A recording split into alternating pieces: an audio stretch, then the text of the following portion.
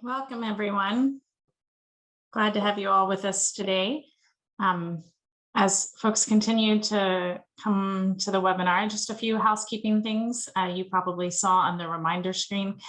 We'd ask everybody to keep themselves muted during the presentation part of the webinar. We're going to have a chance for Q&A later and even some breakout rooms where you can interact with each other. But for now, keep yourselves muted. And if you have questions, you can write those in the chat throughout. And we'd also ask that right now, if you would go ahead and write in the chat where you're joining from today, just so we get a sense of where in the country people are coming from, and we can try to connect you with other folks near you as we build momentum on this issue. So if you guys can go ahead and do that, and then we'll get started in just a minute.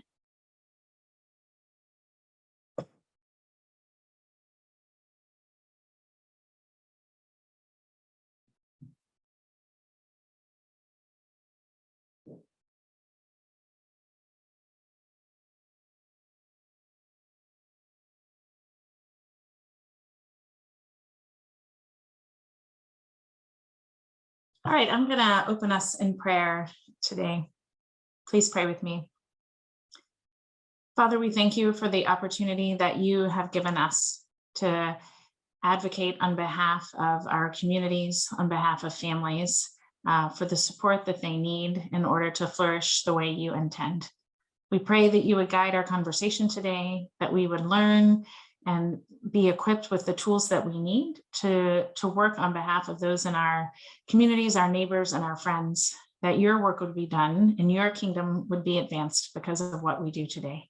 In your name we pray, amen. My name is Michelle Kirtley, and I'm the co-chair of the board of the Association for Public Justice. APJ is the action arm of the Center for Public Justice, and our mission is to mobilize Christians to shape public policy and to support political campaigns through hopeful and communal political engagement for the common good at the local, state, and the federal levels. We are really trying to help CPJ move their policy proposals forward politically wherever we're able to do that. And the purpose of our meeting today is to mobilize Christians specifically around the issue of paid family leave. And I'm really glad you all have joined us today. This is the second in a series of meetings that we're conducting to equip folks to advocate on this issue. And our goal is to build momentum towards setting up meetings with members of Congress, senators, House of Representatives members in August to advocate for this proposal. So I'll just run through briefly how things are going to work today. We're going to give you tools today that will enable you to build relationships, as I said, with a goal towards setting up these meetings in August. And hopefully we're going to connect you with other advocates in your area so that you have a team of people that you can advocate with. And this is an issue that APJ is particularly excited to be engaged in. As you know, the country was already anticipating a momentous decision this summer in the Dobbs versus Jackson Women's Health case, the Mississippi abortion case. And as I'm sure you know, last week, things erupted as the draft opinion was leaked. And many Christians have been asking, how can they be a part of supporting mothers and families to clearly communicate and advocate from a pro-life ethic that promotes human dignity, not only of the unborn, but also of the mother facing an unplanned pregnancy and the larger societal issues that can make childbearing seem for some like a burden. And we really see paid family leave as one of the ways to really advocate for a whole life human dignity ethic. And there are indeed other groups advocating for paid leave, but CPJ and APJ are unique in that we are rallying a coalition of diverse faith-based groups to promote this issue from a perspective that is pro-family, pro-worker, and pro-life. And it's our goal to mobilize more Christians to get engaged on this issue. So today we're going to have a brief 10-minute overview of the new Leadership Council proposal, and that's going to be given by Judy Wu Dominic. And then we're going to have a brief training in advocacy by Catherine Freeman. We'll then split into breakout rooms and allow you guys to ask questions and focus on particular action plans that you want to develop with people that may live in your area going forward. And then we'll reconvene after the breakout session to discuss final advocacy steps. And we know that some of you may be tuning in from locations in which you're unable to actively participate in the breakout rooms, and that's fine. Feel free just to listen, or we'll try to make it easy for you to participate via chat. And as I said earlier, if you have any questions at any time throughout the meeting today, just put those in the chat and we'll get to them when we can. And all of the resources that we're going to mention, the tools that we're going to describe today, you'll get in a follow-up email after the webinar. So with that, I'm going to get us started. So as I said, our first speaker today is Judy Wu Dominic. She's a wife, a mother, a writer, a singer, songwriter, musician, and a cross-cultural bridge builder. She's a mentor to young women and an advocate for marginalized people. And after working in the medical field for 10 years, she's now focused on promoting interracial healing in both the church and our country through speaking and writing. And Judy became interested in paid leave as a result of her relationships with people from different socioeconomic backgrounds. And she's going to fill in the details of that when she shares her story. And she's going to tell us a little bit about why she joined the Leadership Council and what resonates with her about the proposal. Judy? All right, thanks. So unlike some of the folks on the Leadership Council who are policy wonks, I don't have any kind of background in policy work. And compared to them, I really feel like I know the bare minimum about the way that government functions. But I have had a lot of experience as a caregiver, both personally and professionally. I'm a parent of a young child, and I've also had to be a caretaker of elderly parents going through various health crises. Professionally, I worked in the past as a physician assistant in a very busy surgical oncology practice. And then, you know, over the years as lay ministers, my husband and I have walked alongside several individuals and families that have been going through some housing insecurity. So I think I've always gravitated toward work that involves caring for people in need, whether that need is physical, mental, or spiritual. And that kind of gravitational force is what has kind of pulled me into the orbit of people and whose lives are very different from my own, whose socioeconomic realities are very different. And those relationships are really the context where I've witnessed how great a need there is for people of all walks of life, but particularly those who are vulnerable, to have a strong support system for things like a new child or taking care of a loved one who's ill or dying, or, you know, for even themselves when they're sick or injured or having struggles with their own mental health. In June of 2014, my mom suddenly and very unexpectedly became gravely ill. And for a month, my brother and I took turns sitting at her bedside in the ICU while keeping an eye on our dad, who also needed supervision. It was one of the most stressful seasons of our lives.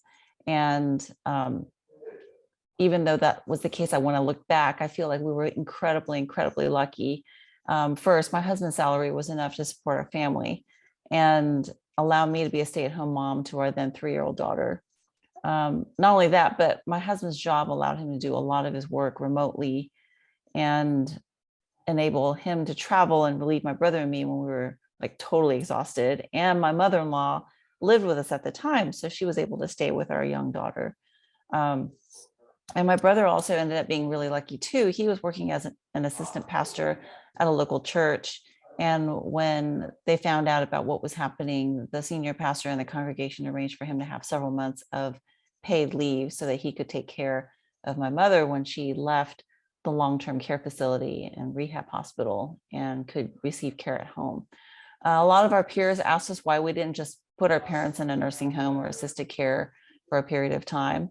And my answer to that is that our parents are immigrants from Taiwan, and in our culture and their culture, it's taken for granted that adult children will take care of their parents when the need arises. And it's practically a sacred duty for, you know, them having provided all our needs when we grew up. So that wasn't really even an option that we considered. We did manage to weather that season and come through intact, but there were a lot of challenging ripple effects through our entire extended family system, even with the incredible financial safety nets in place that we had. I shudder to think what would have happened if we had not had those resources, and I really do think it would have been catastrophic. Through our work with different with people in different socioeconomic situations, though we have seen other people go through far less disruptive events than we even went through. And because they didn't have nearly the amount of resources that we did, they ended up homeless. Now, not necessarily on the streets, but having to rely on a series of friends and extended family members just to stay sheltered and fed. I've seen single parents end up underemployed when they had to take time off to care for a needy family member, or when they experienced like a major depressive episode, which meant they couldn't buy food and pay utility bills and make rent or see a therapist or a doctor or pay for medications. And they ended up losing their housing and having to move, which meant that their children had to change schools, and it was very disruptive for their entire family. So that's in brief how I came to be interested in paid family leave, because I did see a significant need and saw how it contrasted with my own, and felt like, everyone really should have as much support as possible. And, especially the most vulnerable. Mm. I'm going to kind of move on into the proposal itself that the Leadership Council developed over a period of about 9 months. You can see in this first slide a global map showing that the United States is currently one of the very few industrialized countries where maternity leave is not nationally available. And neither are those who work guaranteed paternity leave or paid time off for illness and family caregiving. And it's kind of shocking. So here's some just basic points about access to paid leave. Only 23% of the workforce currently has access to an employer-based paid family leave program. FMLA, which is the Family and Medical Leave Act, is the only federal policy that protect workers' time off for parental and family care, but it only covers about 60% of the workforce and provides like 12 weeks of unpaid family leave. And that's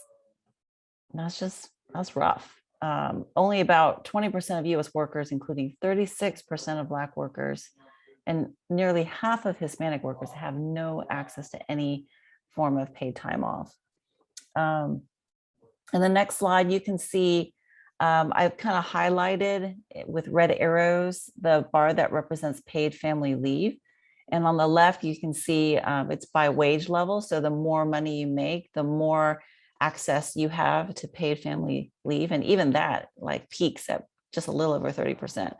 And then on the right, you can see by firm size. So if you work for a very small business, you have very, very low percentage of people have access to paid time away from work. And if you work for a larger firm, like a huge corporation, then you have more access. But again, it peaks at about 30%. And the unfortunate reality is that, reliance on private employers to enable family caregiving without policy intervention has provided very deeply inequitable results across the board. It's just simply insufficient to meet all the family's needs. And, when you think about employer-based family leave policies reaching only 23% of the workforce, it's very obvious that what we have is not enough. So the guiding principles of the proposal that the Leadership Council has written were to establish minimum universal benefits, to prioritize those who are vulnerable and most marginalized, to support diverse cultural conceptions of kin, and to exercise administrative simplicity. We wanted just like a basic cash payout. We didn't want people to have to fill out a bunch of different kind of paperwork or qualifications. It needed to be just quick and accessible, pretty much to match the circumstances that people face, which are sudden, right? And the proposal is basically 2 parts. The first part establishes a universal paid benefit for new parents and end-of-life caregivers. And then the second part is to accommodate a broad variety of needs. Like if you need to take people to appointments, over a period of a week for a complicated cancer workup, for example, that could just be covered. So that guarantees at least 2 weeks annually of paid medical and caregiving leave for all who work. And that is a minimum, just to have something there make progress. It's not necessarily, the ideal, but it's where we have felt like we can start. So that's in a nutshell, the paid family leave proposal. Thanks, Judy. One of the things that we've been talking about a lot at APJ is how paid leave is really a justice issue that's upstream of a lot of other important issues. Have you seen this in your work? And I'm interested, since you work a lot with marginalized people, why have you prioritized paid leave among the various different challenges that those populations face? Yeah, I think when we talk about racism and classism, we instinctively understand those words and what they refer to, but it's not necessarily easy to get at the concrete aspects of it. We can get really stuck in the realm of abstraction, statistics, and data, and then lose touch with how real people are being impacted in concrete ways on a daily basis. So I think even though paid leave is not like a buzzword the way racism or classism are, tackling it actually allows you to get very quickly into the realm of what's like earthy and human and concrete. And then when you look at who has access to paid leave and who doesn't, it's quite obvious that there are racial and class disparities and that those things overlap significantly. But you're not necessarily telling people to fix racism or classism. You're just telling stories that everyone can relate to and drawing attention to people who are incredibly vulnerable and not protected. And that helps people understand, oh, we want to help these humans who are going through these experiences that we've all been through. And why do you think it's particularly important that faith communities advocate for paid leave? What will their voices add to the conversation? Yeah, I think that one of the unique things that Christians or Christianity brings to the table is this biblical vision of family beyond the nuclear family. It really is like a radical vision for neighborly love, and it expands our understanding of family and neighbor by repeatedly highlighting the importance of caring for those who are most vulnerable in the world. And that aspect of our faith doesn't often get highlighted because of the way other issues get politicized out of proportion to what the foundation of our faith is. But I would say that, working on the leadership council with Christians of all different backgrounds, we all had very fundamental agreement on, this radical vision of caring for the vulnerable and expanding the concept of family to people outside of our nucleus. That's helpful. Thank you. Thanks, Judy, for your perspective and for walking us through the proposal today. Now I'm going to introduce Catherine Freeman.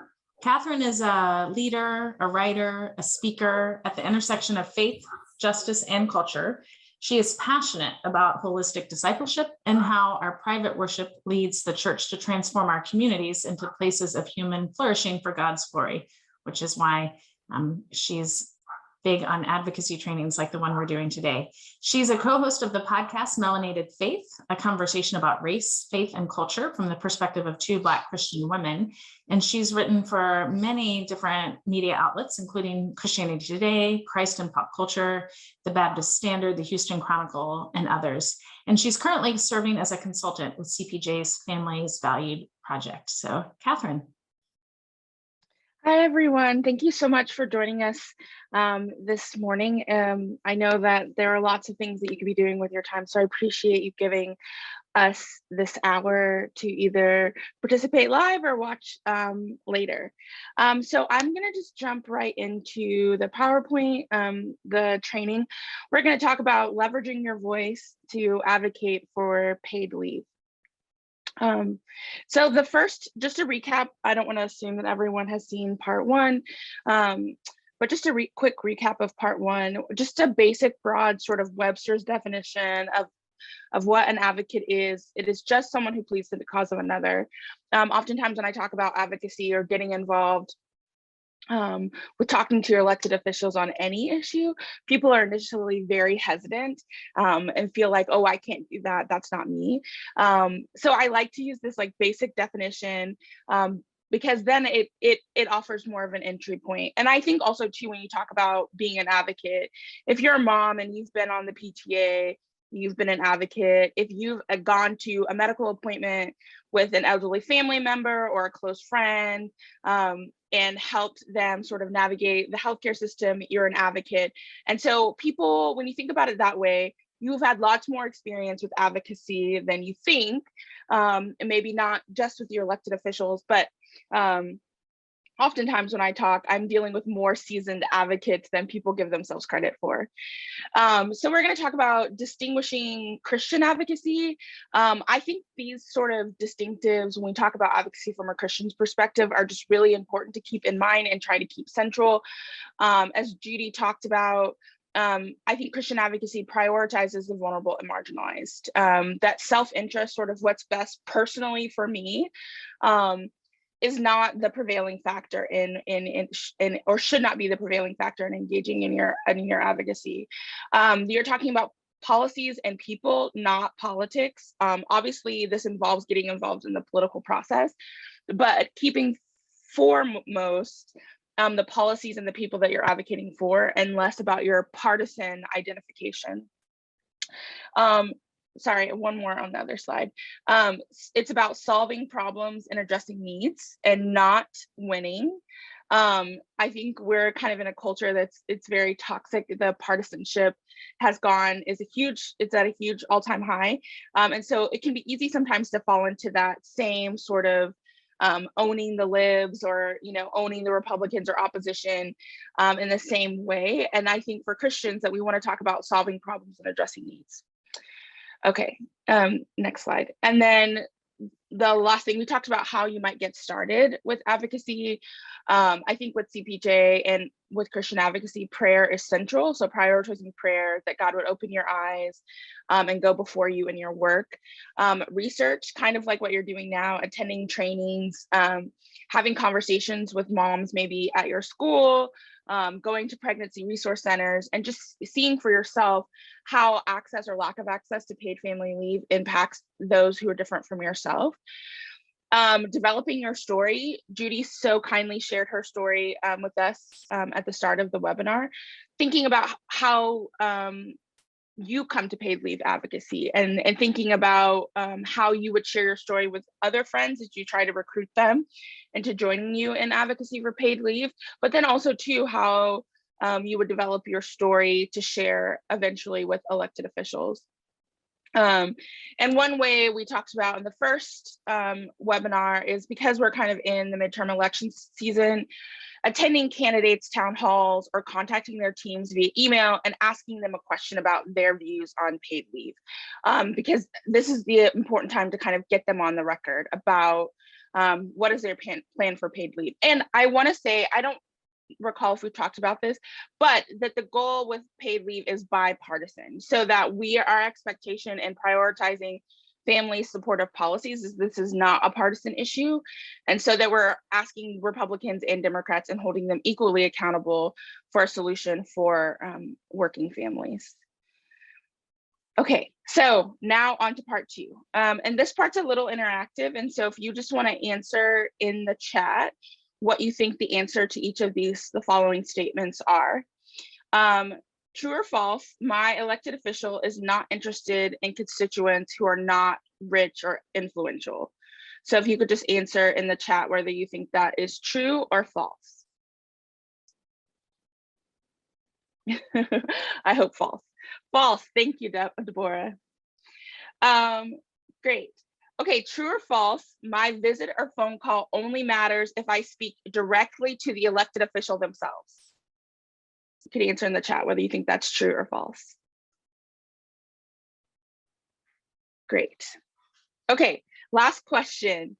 True or false, a phone call to my congressperson is more effective than an email?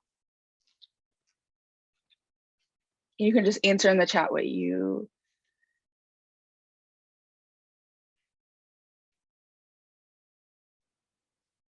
Okay, great. Okay, so actually it's very, this one is actually very tricky and kind of complicated.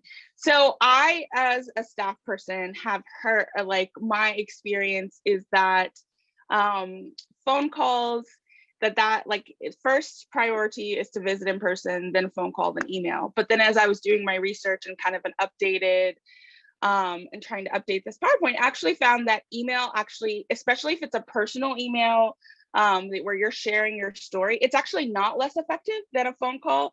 And it oftentimes gives you the opportunity to give your sort of full, especially for like introductory advocates, where it gives you the opportunity to give your full story. And I think oftentimes, the other reason that an email might be more effective than a phone call is because, especially with hot button issues like Dobbs and the abortion decision, congressional phones are ringing off the hook. So you might actually not get through. And so that an email is actually a good way also to start your communication in case you're waiting just on a phone call, because you might not actually be able to get through to your congressperson. And then for number 2, it only matters if you speak directly. That's actually not true. I'm glad that most people recognize that as false. Staff actually has incredible sway in what elected officials to choose. Elected officials oftentimes cannot meet with all of their constituents. And so it is actually valuable, even if you feel like you're just talking to someone who maybe doesn't have a full grasp of the issue. All of these contacts matter. They go into a constituent kind of management system in which the chief of staff, the senator or congressperson is checking and seeing how their constituents feel on a particular issue. So the first question, I think people are very cynical about politics because of the influence of money in politics, which is completely understandable. But constituents actually do matter. And one of the big ways that it matters, a political science scientist named Christina Milner talked about how contacting your elected officials, it brings to the forefront maybe a previously hidden constituency that a congressperson or elected official might not be aware about. So you're kind of remapping their brain in terms of issues in which their voters care about and who those voters are. So there might be, with paid family leave, a stigma that that's not really an issue that matters to the Christians in my community. Well, when you call or you send an email and you are very upfront about your faith and how that has led you to advocate for paid family leave, you're actually helping to remap their minds and how they interact on that issue and family supportive policies generally. So I would say it is false that elected officials don't care about their regular constituents, and that making phone calls and sending emails and visits actually do matter a bunch in the grand scheme of things. So even if you're feeling discouraged, I would say keep at it. Okay, so emails. I would say the big thing with emails is don't forget to personalize your emails. Staffers can absolutely tell when you're just doing those, it's phone to action, which I love because I've done those. I find them to be super convenient because they're already addressed. But even when you're doing those kinds of phone to action things, taking the time to kind of change it up and adding sort of your own personal story or background, or maybe you're sharing the story of a neighbor or a friend or a relative that didn't have access to paid family leave, that really helps your email break through and is less likely to be kind of shuffled to the side as some sort of automated issue. One thing to think about in formulating your emails or your phone calls is what brought you to this issue, and then why does it matter to you, and being clear about that in your communication. Never forget to make a specific ask. And so we want Senator Peters to take a leadership role in promoting paid family leave, or we want Representative so-and-so to support X bill or sign on to X bill. So just making sure you're making a specific ask. I think sometimes people forget that point. And we'll go to the next slide. So then tips for meeting with elected officials. First, you want to start off with planning your meeting, finding out who represents you. And you can go to this website, usa.gov, and look up by your address who represents you at the federal level. You want to ask if you're meeting in person or Zoom. Because of COVID, it actually has created an incredible opportunity to actually meet with staffers who are in the DC office without actually having to go to DC. So you can ask for a Zoom meeting. And then business attire, you know, in a Zoom meeting, you know, really only what can be seen by the camera, but that you want to be dressed professionally. Then you want to ask, you know, who are you meeting with, and what their title is. Like I said before, it's okay to meet with staff. And even if you're meeting with someone, so oftentimes staffers have specific policy areas that they're meeting with. But let's say you're meeting with someone in the district staff that maybe isn't super well versed in paid family leave. That is okay too. Because district staff is often tasked with meeting regularly with constituents. So that's part of their job. Like part of the reason why they stay in like the local community is so that they're having regular communication with their bosses' constituents. I wanted to ask if you can put in the chat if you have ever met with your elected official or elected staff person. If you've ever done that before, if you want to share in the chat, or if you've made a phone call or sent an email, you can share that in the chat. And then one thing about, and then maybe a follow-up question would be, was there anything about that meeting or experience that surprised you? And you can put that in the chat for, we can talk about it. Okay, next slide. Okay, how to prepare for the meeting. Who should go with you? It can be very scary. I would highly recommend not going alone. And so convening a group with, you know, one of the reasons why we wanted you to be a part of the webinar today is to connect with people in your area so that you don't have to go alone. Are there people that you can recruit to the cause with you? Other people maybe in your book club or in your local PTA that should be or already are passionate about paid family leave and getting them to join you in your meeting. I think you want to practice your story with friends or family. So you want to make sure that it's concise. One thing about it is they're on average, I think the last time I checked, for US reps, it's almost like they have 800,000 constituents per congressional district. And then depending on the size of your state, your senator, I mean, Texas, for example, is like something like 27 million people. So obviously not all those people are trying to meet at once, but it's important to try to be concise in your communication and your story. You want to be impactful. So thinking about what is the most, how can I make the biggest impression in the shortest amount of time? So for example, if your congressperson is a woman and a working mother, so talking about that in a way and establishing connection in that sense. You want to be truthful. I feel like this is a given, but I just always say it because it's not always. And where this usually trips people up is that they get asked a question where they feel like they don't know the answer. And rather than just saying, I don't know the answer, they just, you know, you do that nervous thing where you just kind of, maybe you fill something in. And so I would just say, don't do that. It's okay to say you don't know and that you're not an expert, but you're coming to speak on your experience.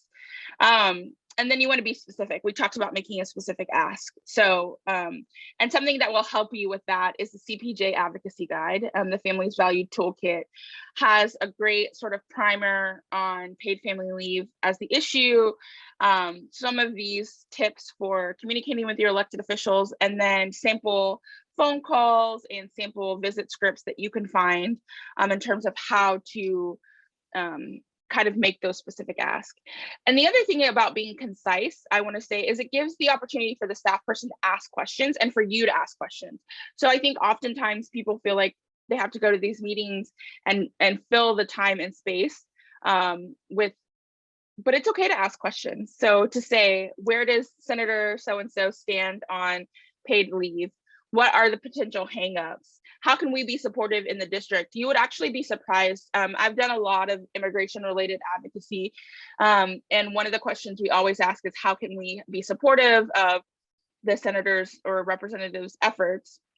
And one of the things we often get is, well, make sure you're talking about this with your friends and family, because we worry that if we do this, we'll get pushback or negative feedback. And so part of it is also showing, like, I want to support you in your efforts. And I think if your congressman or senator is supportive of paid family leave, saying, I appreciate their support of this policy issue and affirming them in this way.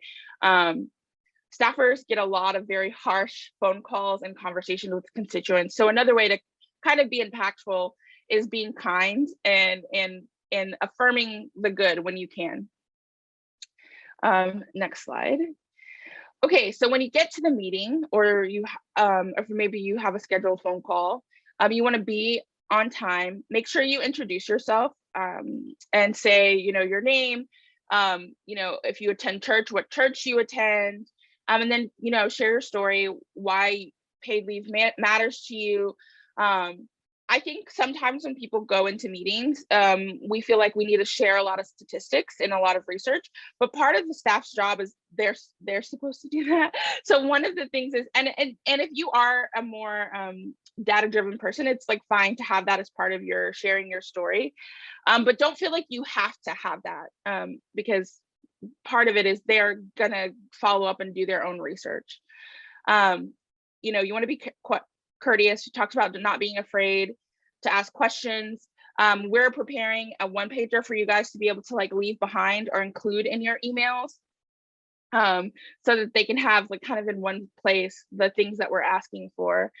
Always ask if you can pray for the staff or the elected official.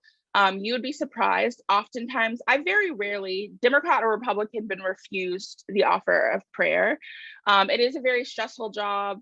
They are working long hours away from their family. And so just, again, the opportunity to be kind and distinguish yourself, rather than sort of the normal, I'm angry at you for this type of meeting. So after the meeting, you want to send a thank you, offer to keep in touch. If you get asked a question you don't know the answer to, using that as an opportunity to keep in touch. So to send a follow-up email saying something like, oh, you asked me about the number of stay-at-home moms in, Ohio or something like that. I found this and I just wanted to make sure you saw it. After you have your meetings or send emails or phone calls, making sure you're reporting back to Michelle at APJ so we can keep track of that. And then lastly, one of the things in terms of what really is impactful with elected officials, phone calls, emails, visits, but surprisingly, in a study I saw with staffers, another thing that they listed that I hadn't automatically thought about is editorials and opinions in the local paper. And especially if you live in a smaller community where maybe the local newspaper really struggles to have editorials or on a regular basis, using that opportunity to advocate for paid leave in your local paper. And if you would like help writing an editorial, you can always reach out to us at CPJ or APJ. But that actually is a very impactful way. If you have writing gifts or skills, to make a huge impact with your elected officials on the issue of paid leave, or any issue that you care about as it relates to family supportive policies. I think that is the last. So we have time for some questions. If you have questions, feel free to type them in the chat. And if you can't think of anything now, please feel free to follow up with us later. We are committed to equipping you guys to do what you feel called to do for your communities as it relates to paid leave.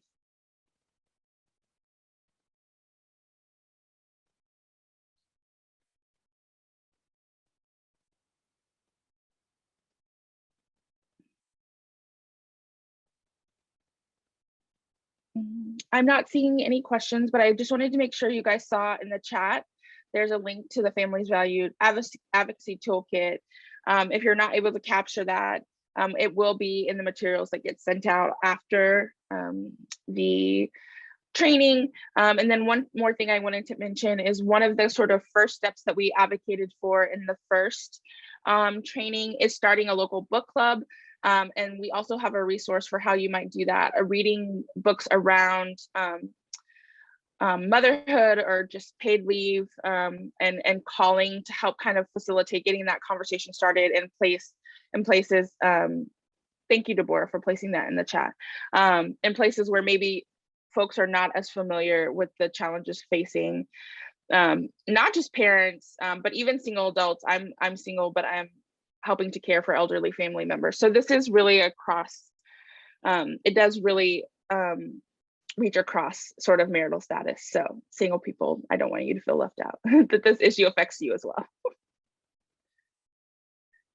Okay, I will turn it back over to Michelle. Thanks, Catherine. That was really helpful. I actually have a follow-up question for you before we move into the next phase of our time. One of the things that I've heard people ask about before when they're doing advocacy is, do you always have to have a specific bill that you're advocating for, or can you build momentum for a proposal that maybe hasn't been introduced in a particular legislative package yet? How do you feel about that? Yeah, you actually don't have to have a specific bill. I have done lots of meetings where there is not a specific bill, where we just kind of talk about the issue and ask that the representative, that the elected official either like lead on this issue, that they themselves develop a bill on the issue, that as they're considering different proposals, that it centers. So for example, on the paid leave policy, right now there's not a specific bill that we're advocating for supporting. You could just say that, you know, we're asking, I'll use my senator, we're asking Senator Cornyn to support a paid leave bill that establishes a universal benefit of 2 weeks for everyone who works, that be included in the legislative proposal. So you don't need a specific bill. You can talk about concepts. You can ask them to be the leader on the issue. I know we had a group a few weeks ago who met with Senator Peters and asked him if he would take a leadership role in developing sort of a bipartisan solution when it comes to paid family leave. So you do not need a specific bill. Thanks. All right, well, now I'm going to move us into the next phase of our training today. And we really just wanted to hear from you and give you an opportunity to interact, to ask questions, and for us to help equip you to do the advocacy that you feel like is the appropriate next step for you. So we have a small group on the call today. So instead of breaking up regionally, we're going to stay all together. But Deborah is going to put the questions in the chat that we're going to talk about today, and you can feel free to put your answer in the chat. If you want to come off mute and talk about it interactively, we can, however you feel most comfortable. But our goal here is just to answer your questions and to make sure that we're developing the kinds of tools that you need to do the advocacy that's the next great step for you. So let's get started with maybe, I know most of you put it in the chat, but tell us where you're located and maybe if you know other folks in your area who are interested in this issue. I'll start by saying I'm in Chapel Hill, North Carolina, and I know a lot of people who are interested in this issue in theory, but getting them to make time in their schedules to really focus on it is, that's the work that I'm engaged in at the moment. I see from Judy, she's in Dallas. I'm in Dallas as well. And I think it's the same sort of thing. I think most of the people I know talk about paid family leave along with other sort of family supportive policies. So they might not feel strongly about paid leave itself, but feel like, yes, with minimum, a raise in the minimum wage, they kind of lump a bunch of issues together. So, but yes.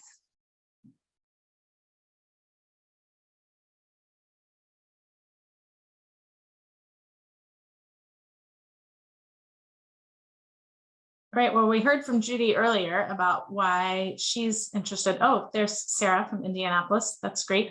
The next question is, we heard from Judy about why we're interested in this topic. What makes you interested in getting tools to advocate on this issue? Does anybody want to weigh in with what brings them to this particular issue and why they think it's important?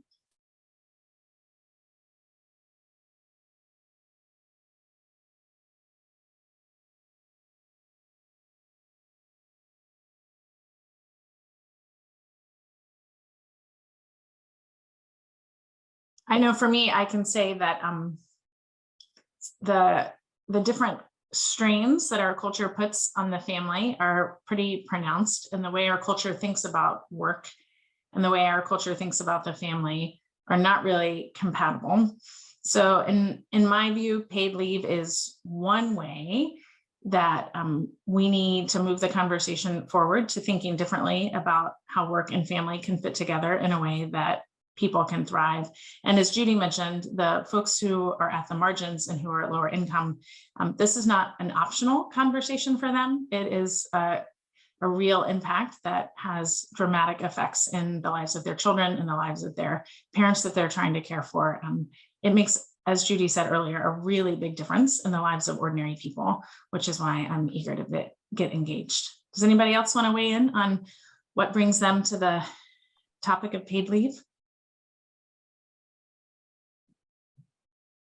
I will share, I think, a little bit about what Judy said, but one of the things I thought was really interesting is just the stark racial disparities. And we talked about paid family leave being kind of upstream. There's lots of research that suggests parents that are able to stay home with their kids in the first 3 years, their kids do better long-term in school. So then when we talk about like the educational achievement gap, that part of that is related to the ability to just stay home and talk to your kids and read to your kids and those kinds of things. As someone who cares about civic engagement, having access to paid leave matters in terms of, if you're able to take time off to go to PTA meetings, like that being a privilege. And so, and then that matters for education and educational resources and those kinds of things. And so I think for me, a big part of it is that it being sort of up a lot of issues that I care about. Yeah, I think that's right. And I was just talking to a friend yesterday who's she's back at work. Her baby's 3 or 4 months old, and she just realized that work travel is almost impossible with her baby. So she's having her mom travel with her on a work trip to another state so that she can take her baby with her and figure out how to make that happen. And those strains are real for more people than I think we know in our communities. Tirza says here that she's in Lancaster, Pennsylvania, and that she knows a lot of people in her church community and family who need or want paid leave, who express struggles they're having about caring for ailing relatives, for example, but they don't think of themselves as political or know that proposals like this are on the table politically. The status quo is just spoken of as the way things are, as something that can't or won't be helped. I think that's a great point. And that's really something that APJ and CPJ are trying to equip folks to see. That you heard that a lot in Catherine's advocacy training, that ordinary people can make a difference, and ordinary people that band together can even make a bigger difference, maybe in a way that's, it's not just, if 4 people band together, it's not just 4 times the impact. It can be a lot more of the impact when people join together and do that work in community. So that's definitely something that we're seeking to build here. All right, well, one of the big questions that we wanted to ask folks on this call is what else would be helpful for you to have from CPJ or APJ that would make you feel more confident, or that would help you do the advocacy work that you want to do with the people that you're in communication with, and with your local government officials or your senators or your congressmen?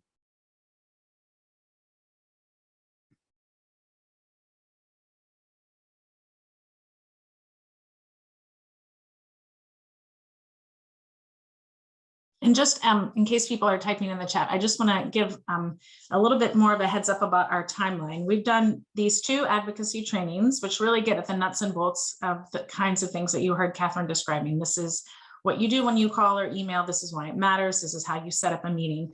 And our goal is really to assemble teams of folks to have meetings in August with their senators or their local officials. So that's where we're headed. So we have some time between now and August to build community and to build interest on this issue. That's one of the reasons we designed the book club. If you want to get people who you think might be interested, but maybe they don't understand, like what Catherine was saying, how it's upstream of a lot of other justice issues. Maybe they don't understand the disparities that are at play in paid leave, that you have an opportunity to convene a short time-limited book club and get more interest on this issue. But is there anything else that we could do to help you guys get more engaged on this issue or invite others? Oh, okay. This is Hannah. She says she's in Central Virginia and she's tired of the US being so far behind. Yes, I hear you. New moms deserve better. She knew one mom that had no paid leave and had to use vacation days to be able to be home with her baby just for 2 weeks. Yeah, that's the kind of struggle that a lot of folks have. And that's not good for the mother and her physical or mental health, and it's not good for the baby, and it's not good for her thriving in terms of the different roles and responsibilities that she has in the rest of her life and community as well.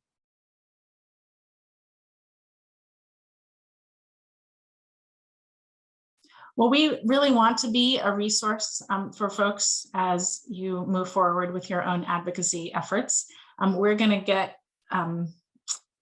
back to you some of the resources we talked about today in an email, both the book club one-pager, the Families Valued Toolkit link, and other resources that Catherine talked about. You'll have those all in an email, and the recording of this webinar will be in an email as well if you want to share that with some friends and neighbors as you try to engage them on this issue. And then actually coming up, we have another event that it would be great if you could invite some folks to. We have Dr. Dana Suskin, who wrote a book that's recently been published called Parent Nation. And she's going to be discussing her book on the important role that parents and caregivers play in enhancing the child's brain development. So this is kind of at that, it's more than data, but it's kind of technically why there's actually real science behind why paid leave is important. And then to contextualize that, the kind of science technical side that she's been presenting, we're going to have some advocates on that call as well. So Justin Gaboni of the AND campaign is going to join us and talk about how to use that information to continue to build momentum around advocating for that issue. So that's going to be on Thursday, June 9th at 7 p.m. So that's an evening meeting. And we, when you get the invite for this, we just encourage you guys to send that out to as many people you know who might be interested. Even folks like Tirza said, who don't think of themselves as political, who may not understand that they have a voice that their senator or representative will pay attention to. We encourage you to invite folks to that so that they can see the opportunity that they have to make a difference. So again, thanks for joining us today. Thanks for being a part of this with the Center for Public Justice and the Association for Public Justice. And let us know when you get that email if you have more questions or if there are more concrete ways that we can equip you to get engaged on this issue. Catherine? Yes, thank you again. Oh, okay. Thank you guys again for joining us today. And I'm just going to close us in prayer. Dear Heavenly Father, I just come to you right now, God. I just thank you so much for every participant in this call today, God. Thank you for their willingness to leverage their voice on behalf of their neighbors, themselves, their family members, Lord.